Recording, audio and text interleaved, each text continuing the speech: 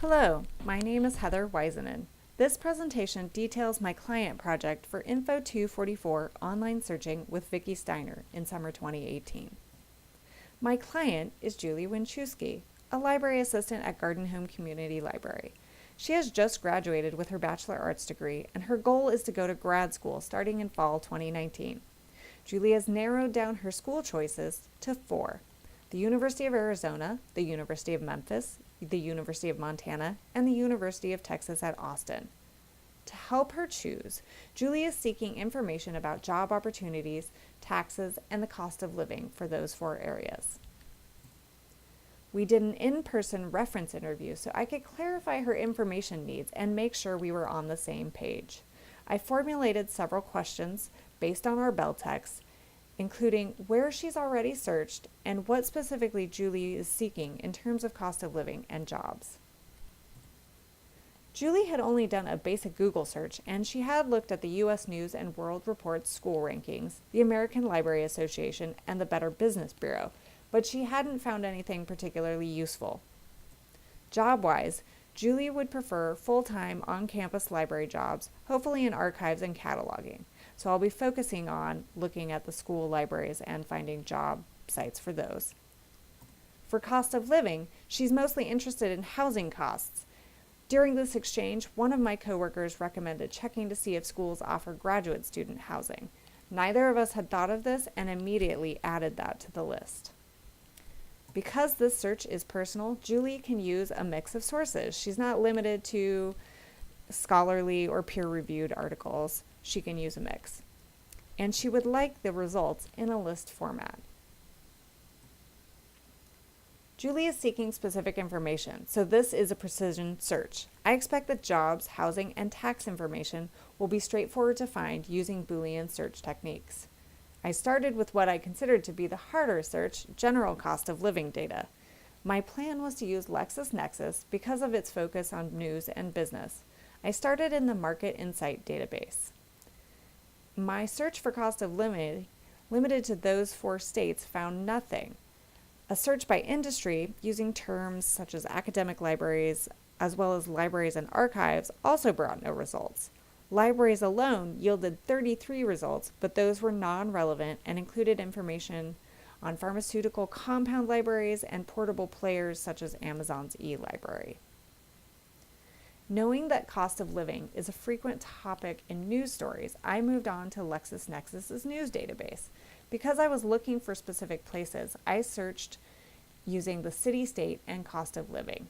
My initial Austin search netted over 2,000 results. Seeing several duplicates, I clicked Group Duplicates to High Similarity, which tamed these to a more manageable 147.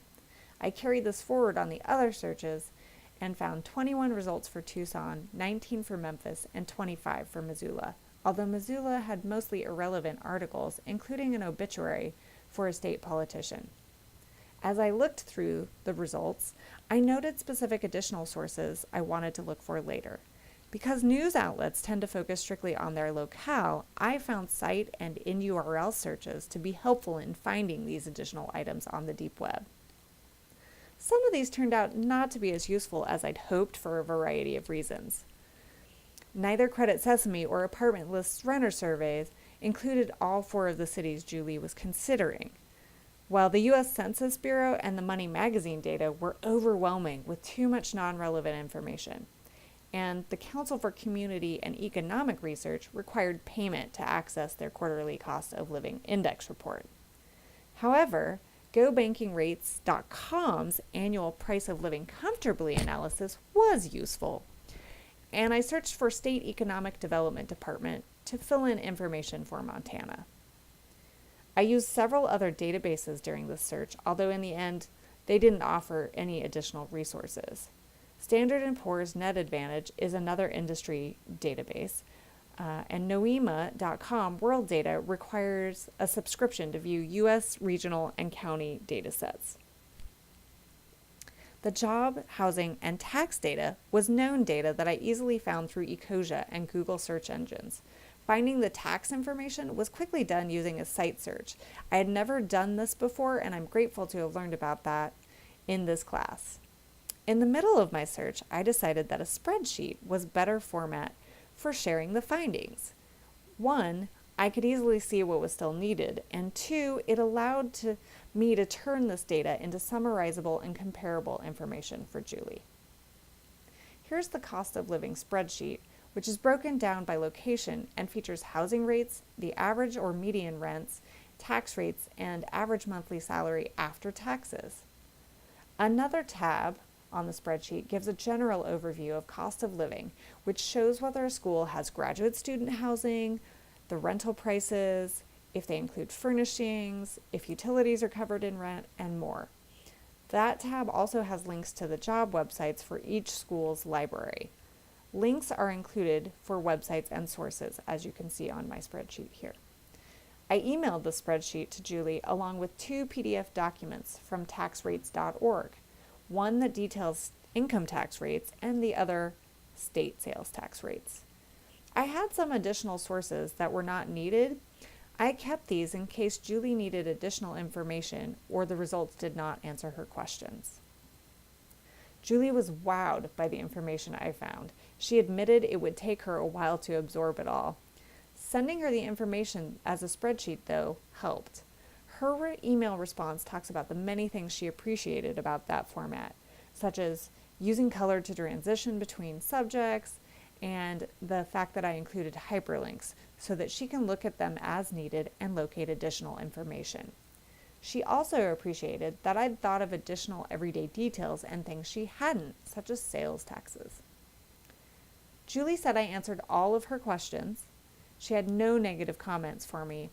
However, I encouraged her to let me know if she thinks of any additional questions or needs once she absorbs all that information. I look forward to hearing to what school she chooses.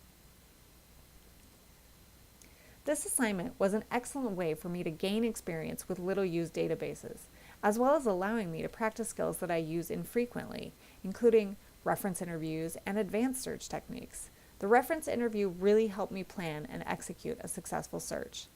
There is one thing I would change. Next time, I would spend less time tracking down some of those list articles and more time looking at state economic development departments. However, all this practice will be helpful on future search clients. Thanks for watching.